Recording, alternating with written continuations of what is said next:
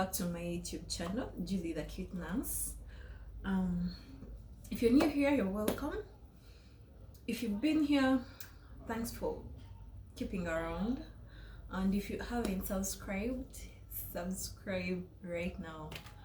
Like, share, and comment. Of course, share with your loved ones. Let's keep life. Let's keep healthy together. So now today we are going to share about STIs, or the sexually transmitted diseases, how we can prevent them. But before we learn how to prevent them, what are sexually transmitted diseases?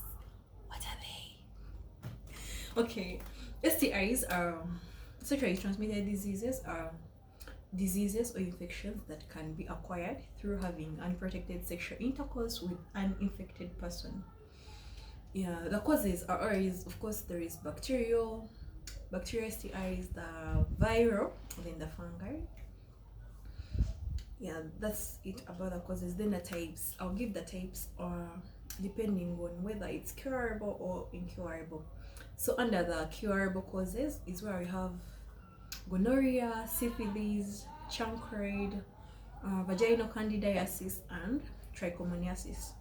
Those are curable. They can get treated and you're good to go, and you completely cure from them.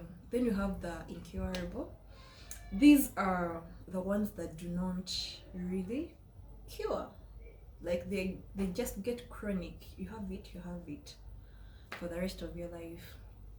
So here we have hepatitis B, hepatitis C, then we have HIV, the human immune. Then you have the genital warts and also the genital herpes.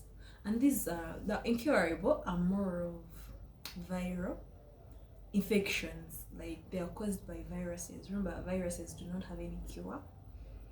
Yeah, so that's it. Then the mode of transmission, there are some sexually transmitted diseases that actually got or acquired through direct body contact, direct, some of those include, you have the pubic lice, then scabies, syphilis, then also the genital herpes. You can acquire it through just contact, skin to skin contact. Then the other ones are, of course, transmitted through the body fluids. Body fluids, that could be the vaginal fluids, the seminal fluids, So these include, we have hepatitis B, we have HIV, then we have hepatitis B, hepatitis C, then of course gonorrhea. Gonorrhea is also gotten, or it can be acquired through contact with with body fluids. Yeah, then also chlamydia falls there, which causes trichomoniasis. So how are you going to prevent STIs? Basically, prevention, it's looked at in 3 phases, where we have the primary prevention. In the primary prevention here, we majorly focus on things that help us not to acquire the disease, like things you can do to prevent, that can help you prevent you from acquiring the disease. That's under like primary prevention. You do not have that disease, but you're doing something to help you try to like prevent you from getting or acquiring the disease. So under there we have, of course, abstinence. And abstinence, it's not that everyone is going to abstain. If you can, you're going to abstain from any sexual act, be it vaginal, oral, anal sex. You need to like abstain. Hope you're hearing me. Yeah, that's abstinence. Then the other thing is practicing safe sex practices, like safe sex practices, for example, condom use. Ensure that you're using condoms. You're using after condoms to prevent you from acquiring such diseases, because a condom is going to act as a barrier. It will prevent your fluids from getting into contact with the other person's fluids, hence preventing you from of course, acquiring the STIs, that is gonorrhea, syphilis, HIV, and the rest of the diseases, you know. Yeah, so that's condom use. And of course, a condom is good. Why? It's going to give you two kinds of protection. It's going to help you prevent the STIs. It will as well help you to prevent pregnancy. Isn't that good?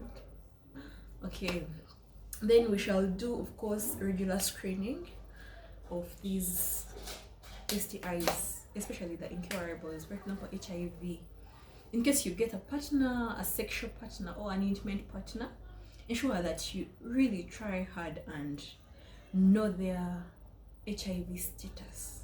You know, that's important. Ensure that you know their status so that you know yourself, or you know what's really happening in their body. And we advise you guys to always test every after 3 months. Every after 3 months, you need to go and test for HIV. And the other thing, there is vaccination, and there is vaccination where we do vaccinate for some diseases. For example, the hepatitis B, it has a vaccine.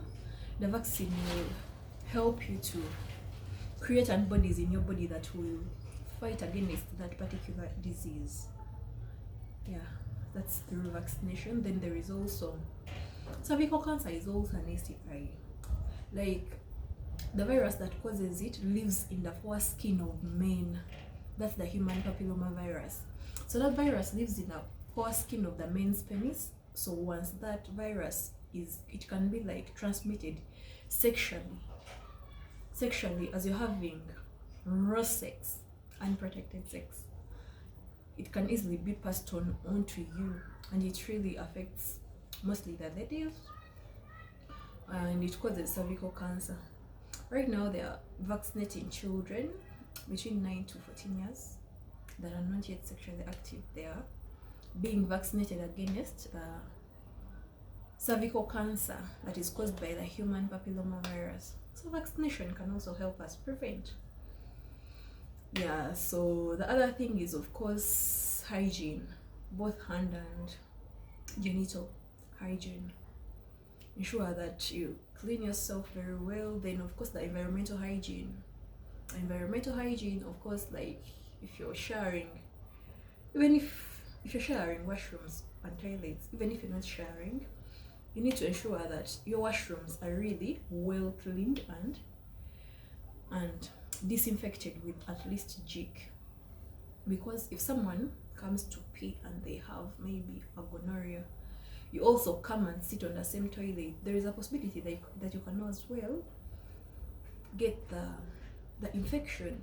And as you get it, you can also transmit it to your sexual partner or partners.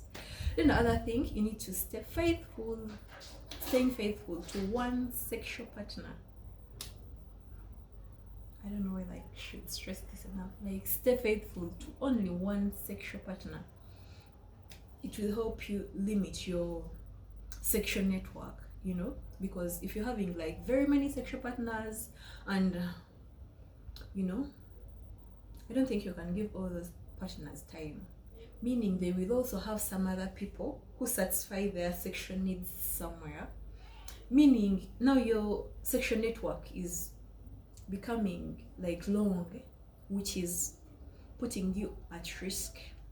Because if a man or a woman has maybe like 5 sexual partners, those 5 sexual partners are also having some others, you know.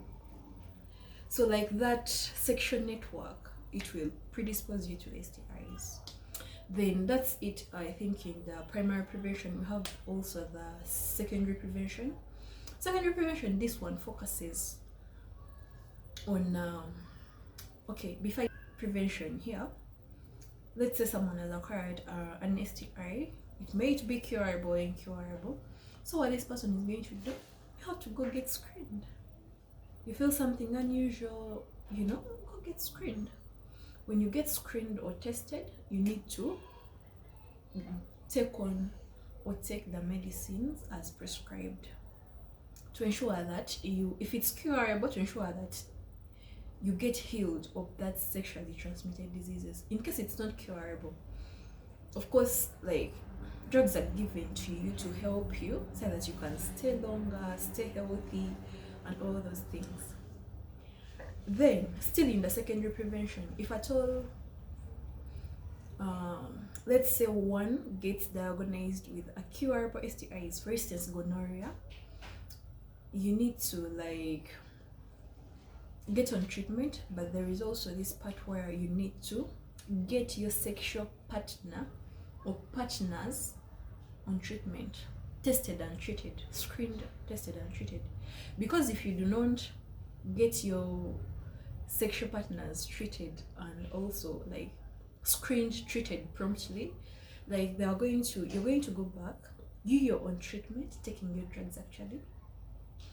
So when you don't get them treated, remember, you're being treated, but still you don't know, maybe it's your sexual partner who brought it or who like transmitted it to you. So as you're going to get treated, this other sexual partner or partners are not treated, so you're going to get reinfected. You're going to get reinfected, and like it won't stop. You will be having the signs and symptoms. And remember, these STIs have negative consequences or effects on our bodies that I'll share, I think, in my next video. Yeah, so in case of that, so we go to the tertiary prevention. In case one has acquired an STI that is incurable, like that can't get cured, this is what we are going to do for this person, or this is what you should do. Ensure that you're just taking your treatment, for example HIV and maybe hepatitis B and others. Ensure that you're taking all your medicines as prescribed. Don't just go buy medicines anywhere and just go take. No, get screened, get a prescription from your doctor, your doctors, and get on treatment. So as you've acquired something that is maybe incurable, for example HIV, hepatitis B and stuff, all you need to do is to take your drugs as prescribed, same time, like the way they tell you to take the drugs, so that they can effectively work for you. Then the other thing, you need to do regular checkups and screenings. In case of HIV, of course they do the viral testing every after 6 months and stuff. They of course cancel you. Then in case it's incurable, still you can, apart from taking treatment, you can get support groups. Look out for support groups that psychologically and emotionally caring for people as you, like people with the same condition, your peers. So like you get helped, you get hope, like you take your medicines, yeah, so that you can live, because you can live. Then after, you can really live. Yeah, so that's it for today. That's all I wanted to share. Hope this helps, and if you haven't subscribed, subscribe please to my YouTube channel, and more videos are still coming up. Thank you for hanging around with me. Thank you for watching. Bye. Let's meet in the next video. Yay.